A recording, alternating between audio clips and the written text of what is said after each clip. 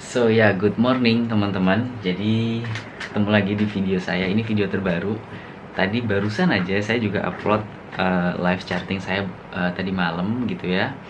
Dan pagi ini saya mau upload terbaru lagi karena saya belum charting. Barusan habis selesai Six Space Meditasi by Vision Lahyani gitu ya, yang itu bikin kita jadi lebih baik menjalani satu hari ke depan dan seterusnya, dan memberi impact positif sama diri kita. Itu isinya kurang lebih kayak gitulah. Nanti di lain waktu mungkin saya akan bahas. Itu ada 6 fase meditasi, makanya namanya Six Space Meditation. Oke, kita lanjut aja ke chartingnya gitu ya teman-teman. Saya akan charting lagi seperti biasa, screening setup di 28 pair yang memang nanti saya ada nemu setup yang baik, saya akan sharing ke teman-teman. Saya pingin teman-teman yang lihat ini cukup dewasa menyikapi hal ini. Saya pingin teman-teman juga tahu apa yang teman harus lakukan gitu ya. Artinya kalau saya memiliki beberapa setup yang baik menurut saya di trading dulu saya harap kalau teman-teman ingin follow, jangan follow buta gitu ya. Jadi lebih baik teman tanyakan sama saya, bisa tanya di kolom deskripsi atau nanya di atau DM di Instagram saya @saputra_mhmd gitu ya. So jadi itu penting buat teman-teman semua. Jadi kita langsung aja screening. Saya abis ini mau langsung ke screennya, langsung screening setup screen recording gitu ya. Oke. Semoga teman-teman bisa lihat gitu ya sambil saya ngerekord di screen, dan sambil saya ngerekord di screen, dan ini kamera saya gitu ya. Ada satu lagi tapi nggak kepake gitu ya. So ntar saya akan prepare.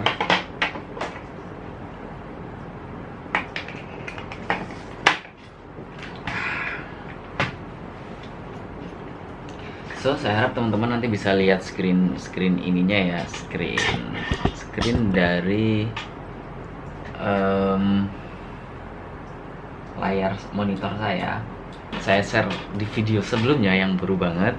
Itu saya ada pending order di Aussie CAD ya, atau Australian dollar versus Canadian dollar gitu ya. Dan sampai detik video ini dibikin dan harga saat ini masih floating profit.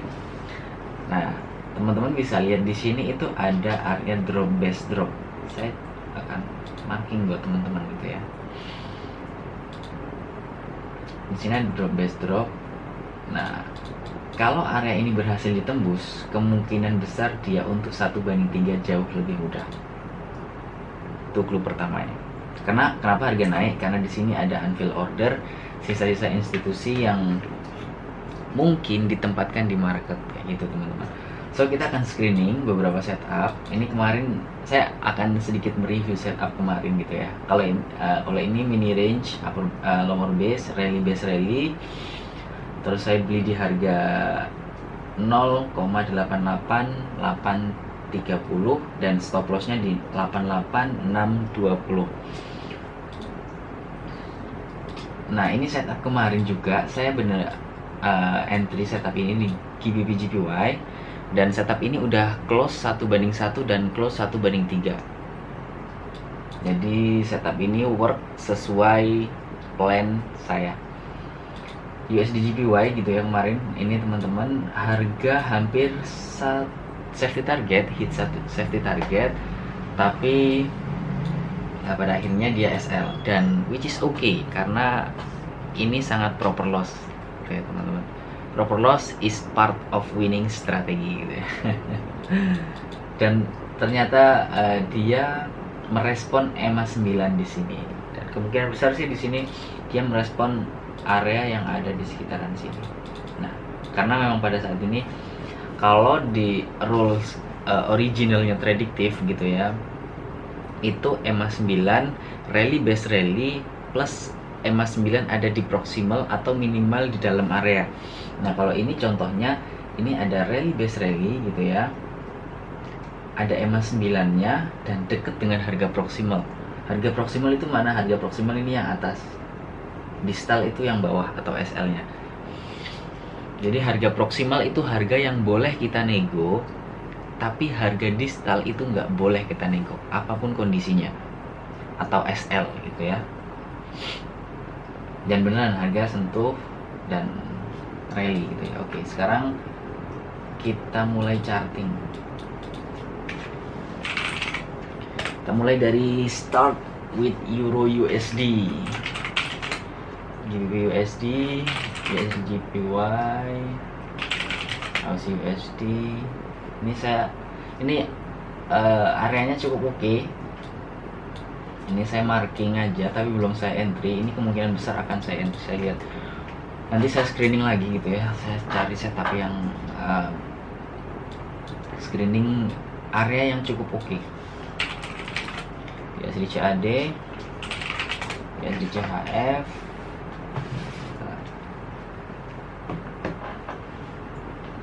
USD CHF, NZD USD. Ini ada area juga yang cukup menarik teman-teman, cuman ini areanya cukup jauh dari price yang sedang running gitu ya. Tapi ini layak untuk dipantau, ini layak karena ada EMA 9 nya. Kita masukin ke watchlist dulu. Kita Euro GBP, Euro GPY, Euro AUD, Euro CAD,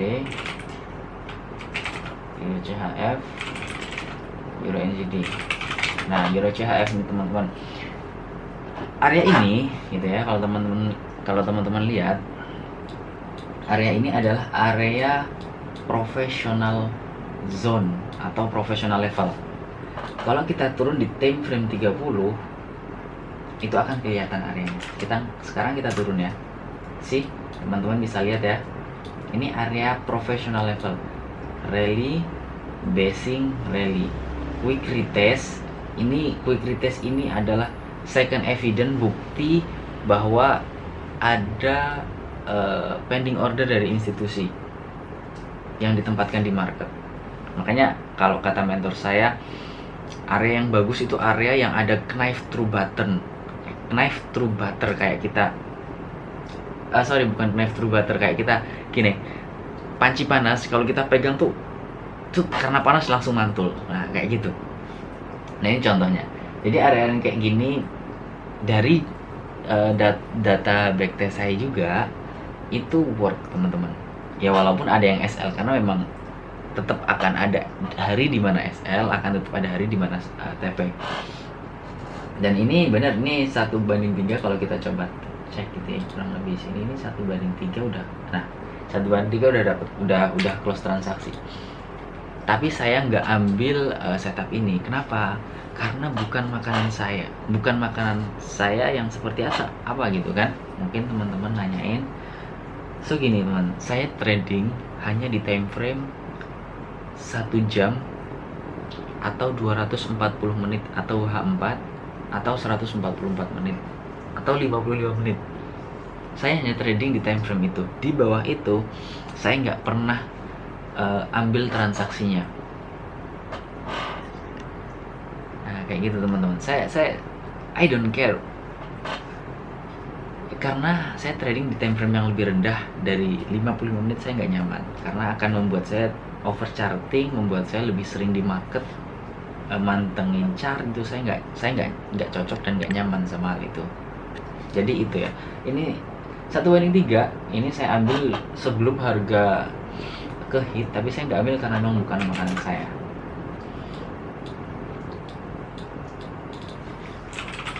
CHF Euro NZD, GBP GPY gitu ya, GBP AUD, GBP GPY. Ini yang tadi udah close transaksi. GBP AUD ini cukup menarik gitu ya. GBP AUD sih cukup menarik. Nanti saya akan jelasin ke teman-teman apa yang bagus dari apa yang bagus dari area ini dan apa yang buat skornya menurun gitu ya.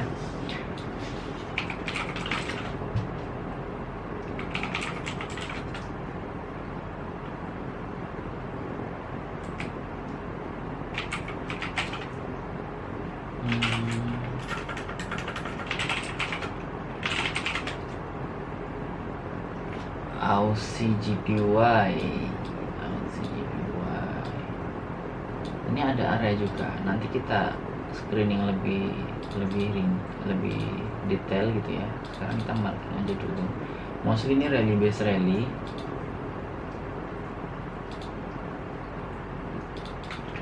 Kita masukin ke watchlist CAD GPY, CAD GPY,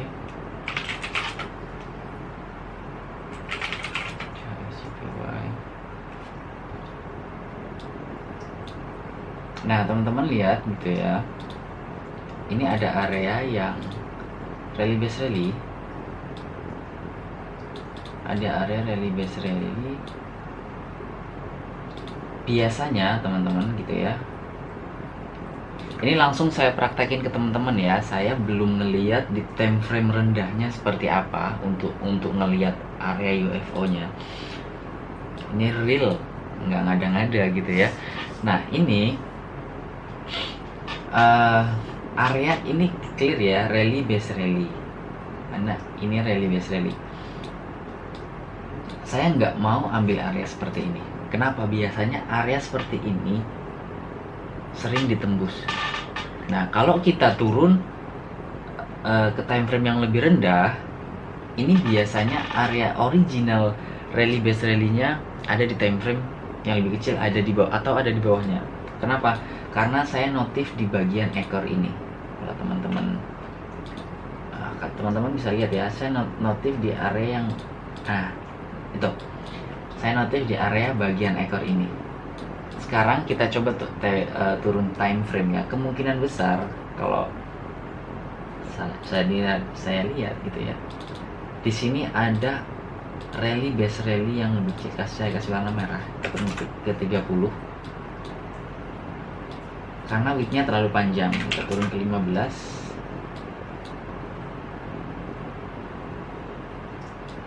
Ya, temukan teman-teman bisa lihat di sini ada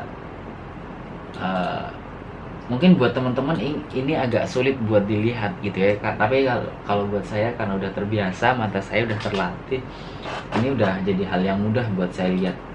Saya udah langsung bisa notif, oh di sini gini ada time frame kecilnya. Nah area originalnya ini saya hapus. Nah kenapa ini time frame 15 ya, kita balik lagi ke 60. Kenapa harga bisa sampai ke bawah? Karena di time frame 15 ada rally base rally di time frame yang lebih kecil. Jadi area originalnya sebenarnya ini teman-teman, base yang ini.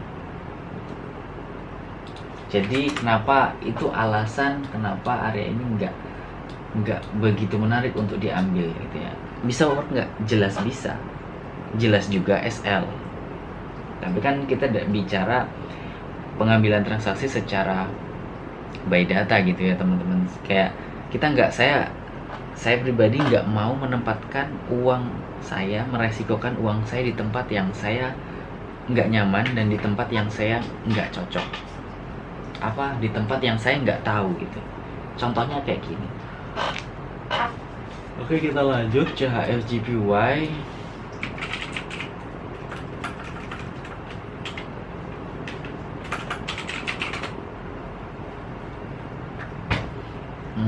Ini ada area yang menarik. Saya terbiasa marking teman-teman. Walaupun area itu nggak saya ambil gitu ya, nggak saya pending order, saya biasanya tetap marking sekedar marking karena udah terbiasa aja gitu. Kan udah terbiasa aja gitu teman-teman. Jadi ya kayak udah alam bawah sadar kalau ada marking. Tapi yang saya ambil adalah tetap yang sesuai rule.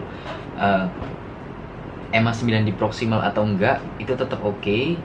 ACL auto climate-nya udah expired atau enggak, saya tetap oke. Yang penting expired-nya nggak terlalu banyak banget. Dan rally base rally atau drop base drop clean. Kalau saya rally base drop itu saya nggak ambil, atau drop base rally saya nggak ambil karena itu bukan area originalnya. Area yang original itu adalah rally base rally, kayak gitu. Jadi ini saya cukup marking aja, nggak saya ambil karena ini kenapa nggak saya ambil, karena ini areanya ada sangat banyak di sini, termasuk area juga. Jadi mengharuskan saya mengcombine semua area ini. Yang ada di dalam kuning. Sehingga nanti akibatnya RR-nya jadi jauh banget. Dan itu jadi bikin gak masuk akal, teman-teman. Jadi kayak gitu. Bisa kita ambil di sini. Boleh, gitu ya.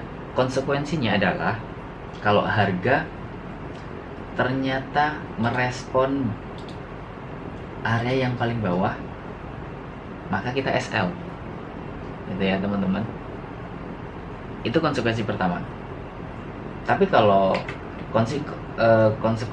konsekuensi yang lainnya adalah kalau harga ternyata, kalau kita ambil area yang di bawahnya gitu ya, yang ini,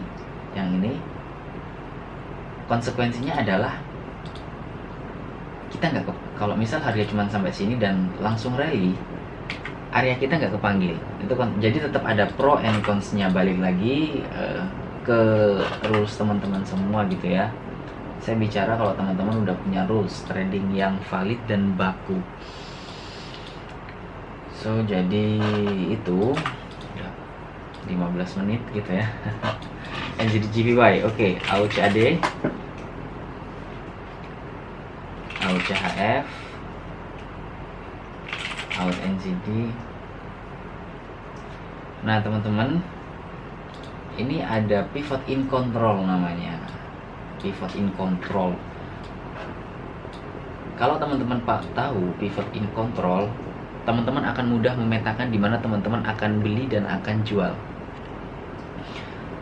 Di transaksi ini mostly saya nggak ambil karena saya memang lagi ngumpulin jurnalnya, saya lagi ngumpulin datanya. Saya udah punya data cukup banyak, jadi saya masih perlu kumpulin lagi untuk memvalidkan strategi pivot in control, karena confidence itu muncul kalau kita tes dan ukur sistemnya dan kita punya datanya. Itu teman-teman. Jadi ini kemarin gitu ya, harga nyentuh dan mantul lagi. Ini mostly masih profit semua nih, di pingpongin. Sangat-sangat boleh kalau teman-teman tahu konsep dari pivot in control gitu. Unfill order, price to turn, atau unfill order membuat harga mantul gitu ya. Fill order facilitate price to move. Jadi fill order atau order yang sudah kepanggil atau order flow namanya, itu memfasilitasi harga untuk bergerak. Nah, kalau kita sampling di market adalah ini adalah unfill order, ini adalah unfill order. Yang saya marking biru, hijau muda ini kayaknya. Itu unfill order. Merah sell adalah unfill order. Yang abu-abu ini adalah filled order. Jadi unfill order ini membuat harga mantul. Contohnya ada satu ini mantul. Ntar saya garis ini, satu ini mantul gitu ya. Teman-teman bisa lihat. Ini mantul gitu ya. Ini mantul dan seterusnya. Ini mantul.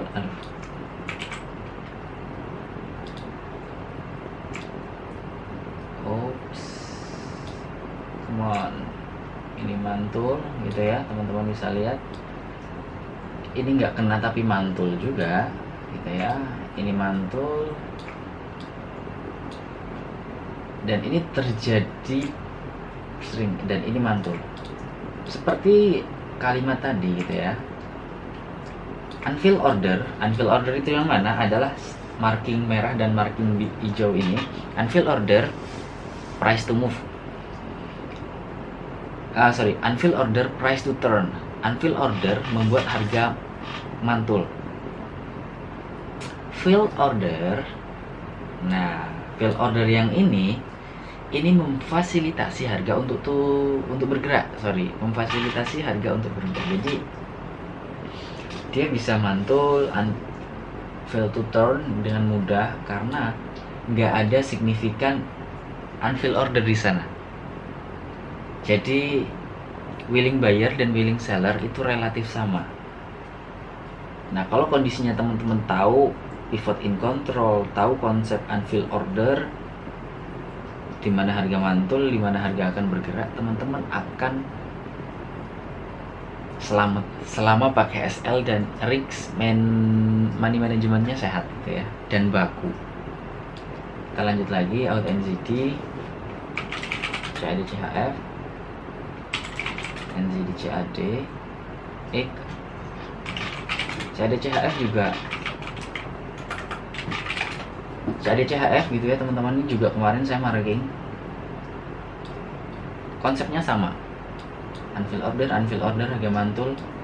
Ini yang contoh lebih mudah adalah kenapa harga turun dengan sangat mudah, cuman perlu 3 atau 4 candle. Karena di masa lalu teman-teman itu nggak ada signifikan willing buyer-nya, sehingga harga drop dan turun dengan mudah. Ini berlaku di semua instrumen trading, saham ataupun di kripto, kontrak for difference, kontrak berjangka dan lain sebagainya. Konsepnya sama. Jadi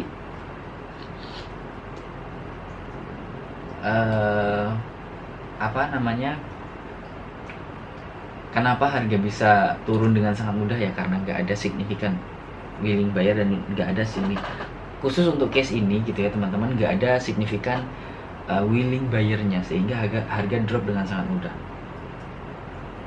Terjadi ini juga di yang di depannya gitu ya. Ini ada willing buyer, willing seller, willing, orang yang mau beli, orang yang mau jual, orang yang mau beli, orang yang mau jual, dan seterusnya. Sampai orang yang mau beli itu udah nggak cukup banyak dan lebih dominan orang yang mau beli nggak cukup banyak dan lebih dominan orang yang mau jual. Makanya harganya drop lagi dengan mudah, cuman perlu beberapa candle.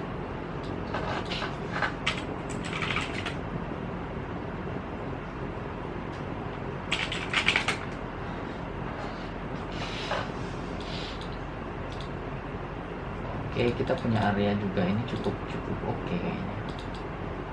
Ini cukup oke. Cuman memang saya perlu pertimbangan, perlu lihat areanya lebih clean, karena kalau saya lihat ini belum keluar dari belum keluar dari UFO-nya, belum keluar dari white space minimal di sini sih sebenarnya. Oke, sekarang kita cek ke Aussie USD gitu ya. Aussie USD ini akan saya entry, dan bentar, kita lihat di ACL di daily-nya itu nggak confirm, but okay. Nggak confirm tapi oke areanya, kita akan ambil gitu ya. Kita lihat ini 6 dari, biasanya berdasarkan autoclaim statistical advantage-nya gitu ya, itu biasanya dia bertahan selama berapa hari, dan kita masih punya waktu 1 hari buat hari ini gitu ya, buat ambil. Tapi untuk lebih hot transaksinya masih oke. Jadi kita lihat. Nah, ini yang bikin area ini menarik adalah ada quick retest-nya teman-teman. Quick retest itu apa? Quick retest adalah nih, kalau teman-teman bisa lihat, drop, base drop, quick retest, dan continue down.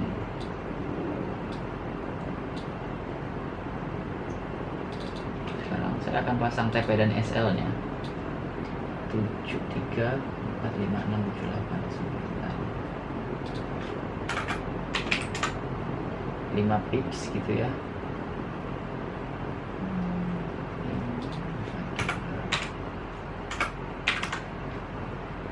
Oke teman-teman, ini oke gitu ya. Ini lebar areanya itu sekitar 25 pips. Jadi kalau ini bergerak sesuai plan kita akan create sekitar 74 pips. Secara hitungan pips, tapi saya menghitung keuntungan profit nggak berdasarkan pips. Teman-teman biasanya berdasarkan R, karena buat saya itu lebih mudah dan lebih konsisten gitu, lebih mudah aja buat menentuin hari ini, bulan ini profit berapa persen. Karena saya kan risknya mostly sama gitu ya di setiap transaksi.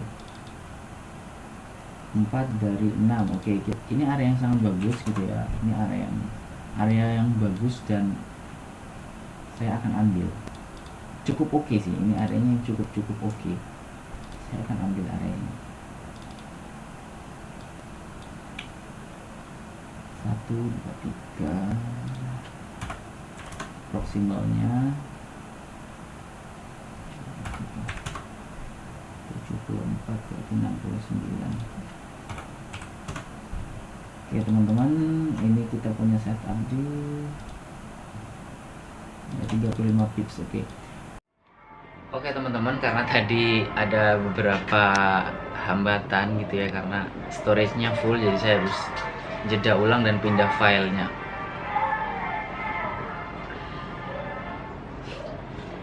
Susu yang jualan.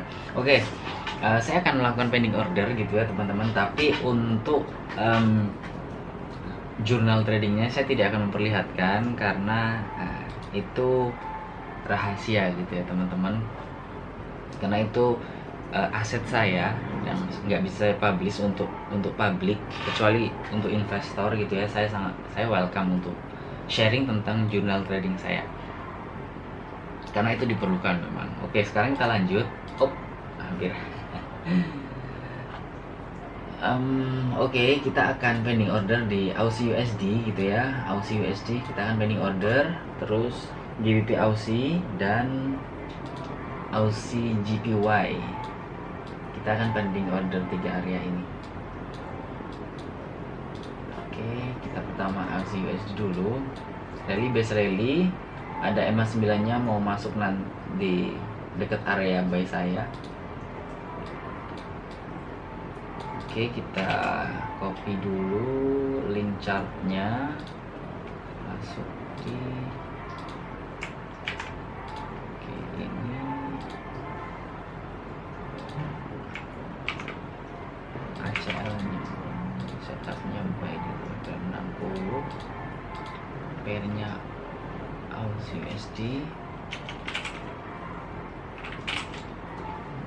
Sekarang tanggal 20 gitu ya, tanggal 20, not before entry, RBR clean, harga break new low, harga break new high gitu ya. EMA 9 in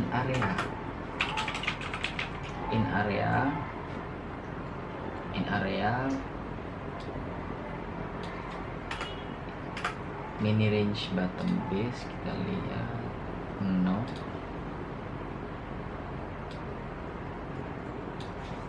Good setup, layak dibayar tiket nontonnya. Saya suka kayak gitu. Oke, sekarang kita akan masuk ke MT4 MetaTrader. Kita entry dulu, nanti kalau sudah baru kita journaling yang setup yang lain gitu ya. Saya perlu dapat sisipkan. Oke.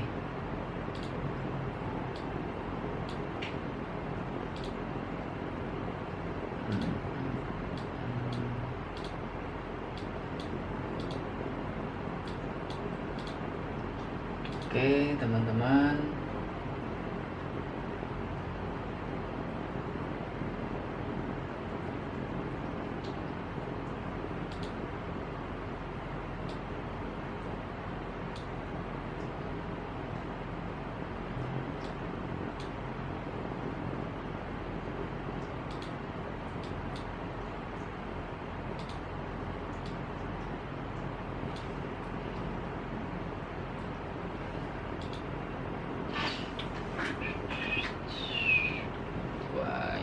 Apa ya? Oh ya, aku ngeblank sih.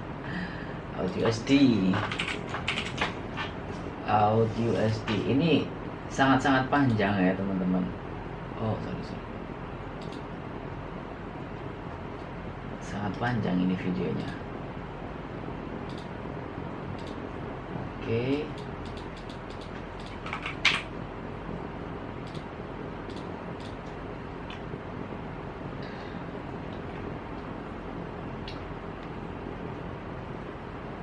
Kita lihat harganya berapa.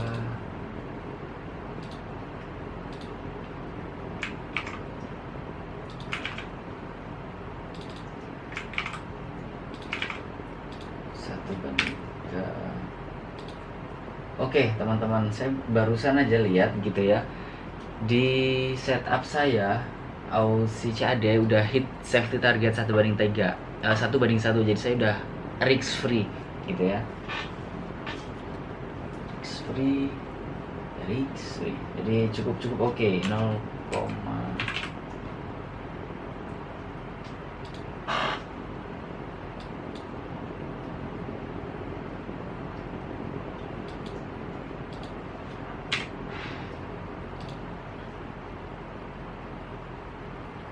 Oke, Aussie USD kita udah selesai,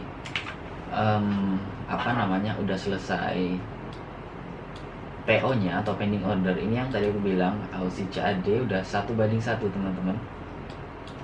Aussie CAD udah 1:1, dan kalau ini ditembus kemungkinan besar dia untuk hit 1:3 jauh lebih mudah. Bisa SL nggak? Tentu saja bisa gitu ya. Bisa TP nggak? Tentu saja bisa gitu ya. Ini jaringannya kenapa lagi? Oke, sekarang saya akan entry untuk di jaringannya kok lemot ya. Aussie GPY gitu ya. Saya akan entry Aussie GPY ini. Kalau tadi saya lihat ACL-nya itu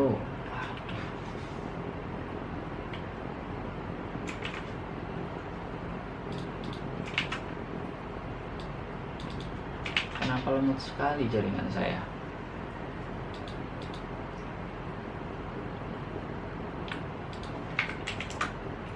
Time frame 1D itu masih valid ya, which is ini sangat oke. Masih valid.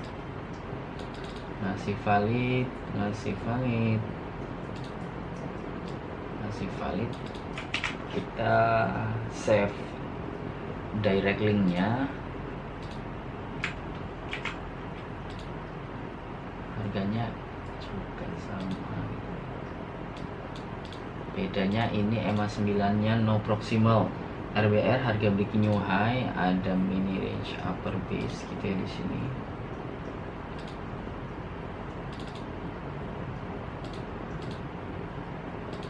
Oke, saya perlu direct link ulang.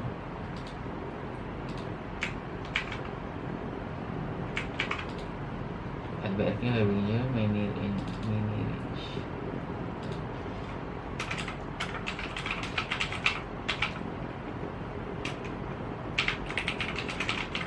Jadi gini teman-teman, kegiatan saya sehari ya seperti ini. Salah satunya di trading room, saya screening setup, saya bikin jurnal tradingnya, setiap tanggalnya berapa, pairnya apa, posisinya buy atau sell di time frame berapa, climate-nya gimana, kayak gitu teman-teman.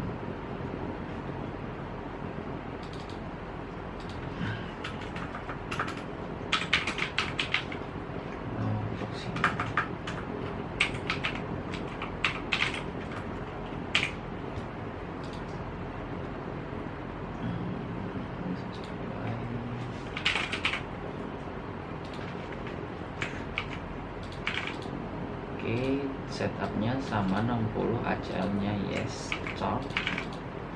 Sekarang kita balik ke Audi GPY.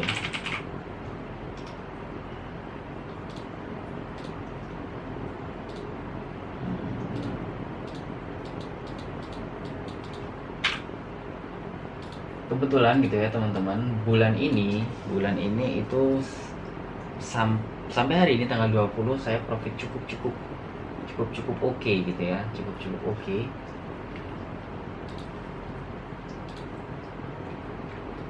Ini lebar areanya berapa pips nih? 35 pips ya. So kita beli di harga ini teman-teman, nanti gitu ya, apa namanya, chart direct link areanya akan saya share di deskripsi, nanti teman-teman bisa lihat gitu ya.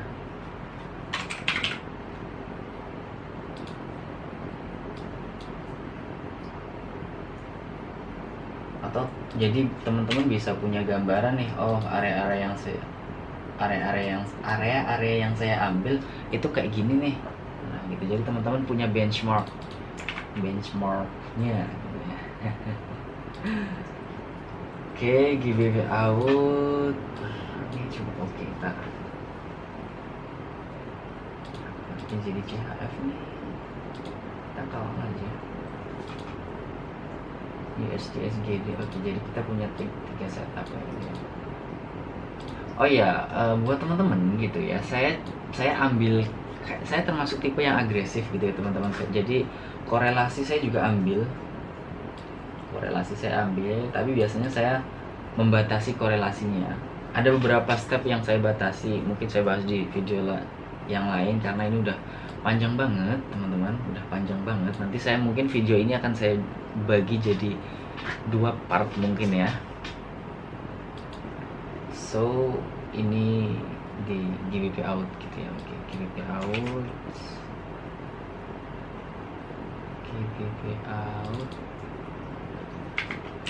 Kita lihat ACL-nya udah expired. Oh, masih ada 1 hari gitu ya yang tadi. So ini masih valid untuk diambil. Masih cukup oke. Oke, GBP out.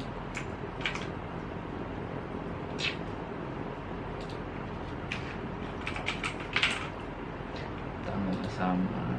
Jadi sampai siang ini gitu ya teman-teman, saya punya setupnya, saya punya dapat 3 setup yang menarik dan saya ambil semuanya karena memang itu sesuai rules seperti yang saya bilang di video lain gitu ya. Kalau memang ada area yang beberapa area dan itu bagus semua, saya akan sikat semuanya tanpa ampun gitu ya. Tentunya mempertimbangkan korelasi ya teman-teman, karena itu ada pro and cons-nya juga.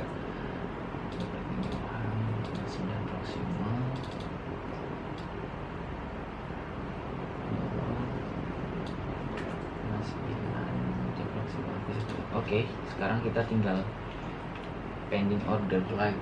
Pending order jadi GBP out. Oh ya, for your information gitu ya teman-teman, saya pakai broker hot forex gitu ya. Kenapa saya pakai? Ya karena mentor saya pakai itu, jadi saya ngikut aja. Dan so far sampai hari ini transaksi saya baik-baik aja dan nggak pernah diganggu sama brokernya.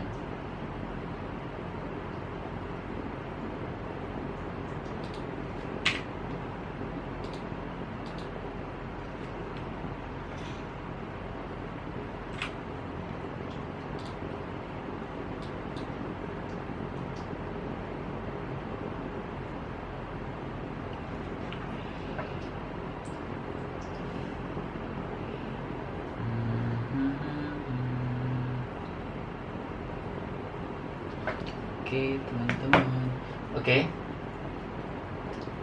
teman-teman saya udah selesai pending ordernya gitu ya.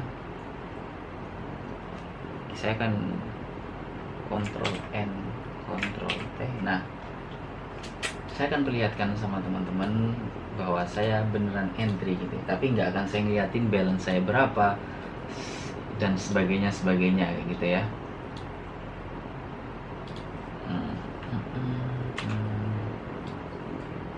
Bentar.